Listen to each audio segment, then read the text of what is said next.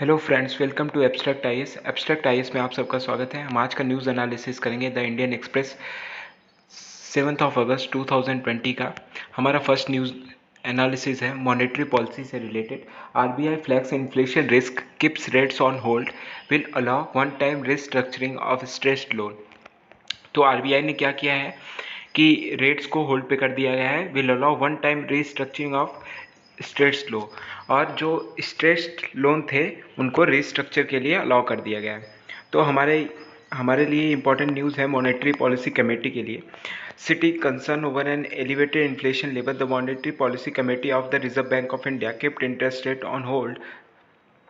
तो monetary policy of committee ने, जिसका कैसे होता है मीटिंग, मतलब एक साल में हर 6 महीने में 2 बार। देख लेते हैं मॉनेटरी पॉलिसी कमेटी के बारे। About monetary policy committee, the RBI has a government constituted monetary policy committee which is tasked to with framing monetary policy using tools like the repo rate, reserve repo rate, bank rate, cash reserve ratio। तो इन सब चीज़ों से मतलब RBI के साथ कौन मिलती है? Government. RBI has a government constituted monetary policy committee, मतलब दोनों RBI come government, which is task with the framing monetary policy, जो कि मॉनेटरी पॉलिसी बनाने के लिए मॉनेटरी पॉलिसी कमेटी की जाता है। Using tools like the repo rate, reserve repo rate, bank rate, cash reserve ratio.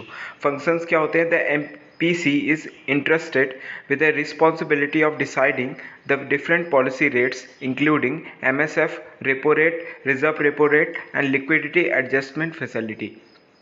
तो फंक्शन क्या होता है इसका कि ये मतलब सबकी पॉलिसी बनाए, कि पॉलिसी रेट्स डिसाइड करें, MSF की, minimum standing facility, repo rate की, रिजर्व रेपो रेट की, and also liquidity adjustment facility की। Composition and working, the committee comprises 6 member, इसमें 6 मेंबर होते हैं। 3 official of the RBI and 3 external member nominated by the government of India.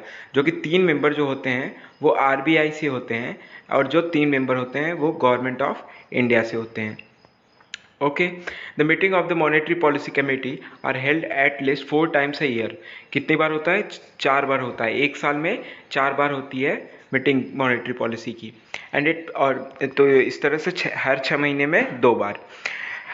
It publishes its decision after each such meeting. हर meeting के बाद वो अपने decision publish करती है। जैसे अभी कल मीटिंग हुआ होगा, तो आज मॉनेटरी पॉलिसी के मतलब उसका मेन हेड कौन होता है? Governor of RBI.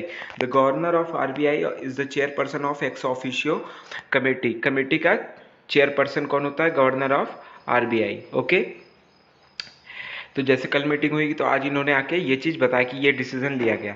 Decision are taken by majority with governor having the casting vote in case of a tie. Decision कैसे लिया जाता है? Decision are taken by majority. Majority decision लेती है, and governor having the casting vote in case of a tie. अगर tie हो जाता है, मतलब जैसे तीन वोट फेवर में है और 3 फेवर में नहीं है, तो गवर्नर का वोट जिसकी तरफ आएगा वो पॉलिसी मानी जाएगी। They need to observe a silent period even 7 days before and after the rate discussion for utmost confidently। Okay, एक साइलेंट पीरियड होता है, तो ये ध्यान रखिएगा। अगर ये वर्ड आ गया आपके हमारे एग्जाम में कि साइलेंट पीरियड वर्ड किससे रिलेटेड है, तो साइलेंट पीरियड वर्ड किससे रिलेटेड है? मॉनेटरी पॉलिसी कमेटी से रिलेटेड है। And what is the meaning of silent period? Even 7 days before, 7 days before and 7 days after the rate for utmost confidently. 7 दिन पहले और 7 दिन बाद जो समय रहता है रेट डिसीजन लेने का, उसी को कहते हैं silent period. Okay, hope you get clarity regarding this. हम नेक्स्ट मूव करते हैं अपने नेक्स्ट न्यूज़ की तरफ। Ex union minister Manoj Sinha is surprise pick for new Jammu and Kashmir LG। Jammu Kashmir LG नए बनाए गए हैं मनोज सिन्हा जी को। ये हमने कल डील कर लिया है। In ground zero Ganjam why NREGA isn't answer. हाँ, Flagging inflation risk, RBI keeps rates on hold, will allow one-time restructuring of stressed loan. The central bank keep the repo rate at which banks borrow from the RBI. Repo rate क्या होता है? Repo rate वो loan होता है जो bank लेता है किससे? RBI से. कौन लेता है किससे? बैंक लेता है RBI से. बैंक लेगा किससे? RBI से. ओके, तो उसको हम बोलेंगे रेपो रेट. यही रिजर्व रेपो रेट क्या होता है? जब RBI ले किससे? बैंक से, तो उसको कहेंगे reserve repo rate, sorry reverse repo rate. Rate at which banks borrow from the RBI unchanged at 4%, and the reverse repo rate at which banks deposit excess fund with the RBI and earn interest. क्या होता है? जब bank के पास मान लो पैसे हैं, तो bank क्या करेगी? वो RBI में को डिपॉजिट करेगी excess fund with RBI and earn interest on it. और इंटरेस्ट के लिए वो RBI में जैसे हमें इंटरेस्ट चाहिए होता है, हमारे पास पैसे हैं, तो हम कहाँ जाते हैं? बैंक के पास. इसी तरह जब बैंक को इंटरेस्ट चाहिए होता है, बैंक के पास पैसे हो जाते हैं, तो वो जाता है RBI के पास. बैंक कहाँ जाता है? RBI के पास. ओके, तो उसको हम बोलते हैं reverse repo rate. Retail inflation measure by consumer price index. ये भी ध्यान रखिएगा, रिटेल इन्फ्लेशन को किससे मेजर किया जाता है? कंज्यूमर प्राइस इंडेक्स से. Rose to 6.09% in June from 5.84% in March, breaching the central bank medium term. The 6-member RBI panel accept the real GDP growth to be negative. तो इस बार बताया जा रहा है कि हमारा जो रियल GDP ग्रोथ होगा वो किस में जाएगा? नेगेटिव में जाएगा. Okay, hope you get clarity regarding repo rate and reverse repo rate as well as retail inflation. CPI से उसको मेजर किया जाता है रिटेल इन्फ्लेशन को. ओके, हम नेक्स्ट मूव करते हैं अपने नेक्स्ट न्यूज़ पे. हमारा नेक्स्ट न्यूज़ है, day after he quit Jammu and Kashmir post Murmu named next CAG. जो GC मुर्मू थे उनको नेक्स्ट CAG बना दिया गया. जैसा कि हमने कल ही बात की थी इसके बारे में. नया कंट्रोलर एंड ऑडिटर जनरल बना गया. हम इसके बारे में जानते हैं what is controller and auditor general क्या होता है. इसके लिए हम एक सेपरेट वीडियो बनाएंगे, वो देख लीजिएगा आप लोग. Dr. Ambedkar said that the CAG shall be the most important official under the Constitution of India, and his duties are far from important than the duties of even the judiciary.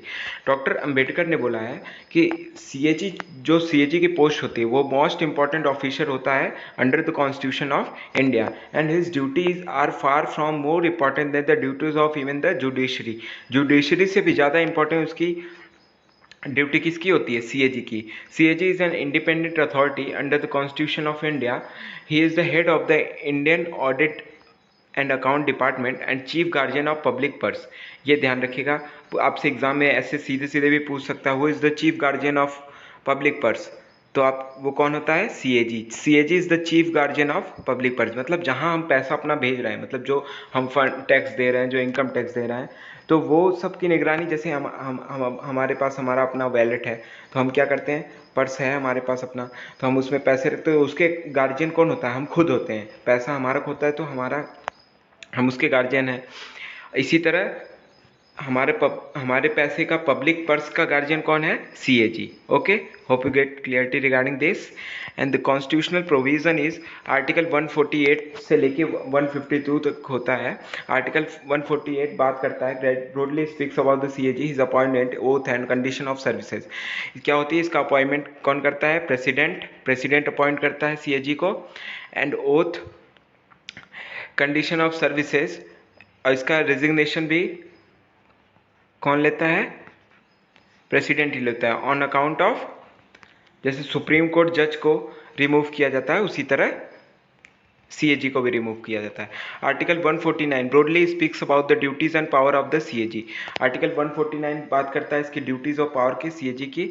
150 क्या बात करता है? The accounts of union of the state shall be kept in such from the president में on the advice of CAG prescribe. जो भी account, मतलब state का भी अकाउंट देखता है और यूनियन का अकाउंट भी देखता है, उसको किसके सामने रखता है? प्रेसिडेंट के सामने. अपनी सारी रिपोर्ट ये प्रेसिडेंट को सौंपता है.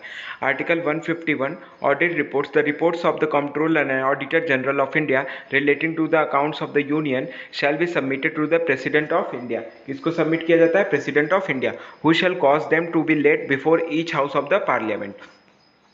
जो बाद में प्रेसिडेंट कहाँ करता है? हाउस के हर एक पार्लियामेंट में उस रिपोर्ट को रखा जाता है. Okay. The reports of the Comptroller and Auditor General of India relating to the accounts of the state shall be submitted to the Governor of the state. जो स्टेट का होता है, जैसे स्टेट को ऑडिट करने गए तो स्टेट का किसको प्रोवाइड करते हैं? गवर्नर को. ओके, कंफ्यूज मत होइएगा. Who shall cause them to laid before the legislature of the state, जो बाद में लेजिस्लेचर में रखता है. तो अगर आपसे एग्जाम में पूछ ले कि अगर कंट्रोल CAG स्टेट में ऑडिट करता है तो वो रिपोर्ट प्रेसिडेंट को नहीं सौंपेगा, किसको सौंपेगा? गवर्नर को. Okay. CAG suggests law to do all the government business electronically will check हेरा फेरी. तो जो हमारे पुराने CAG थे उनका नाम था राजीव महर्षि. राजीव महर्षि हमारे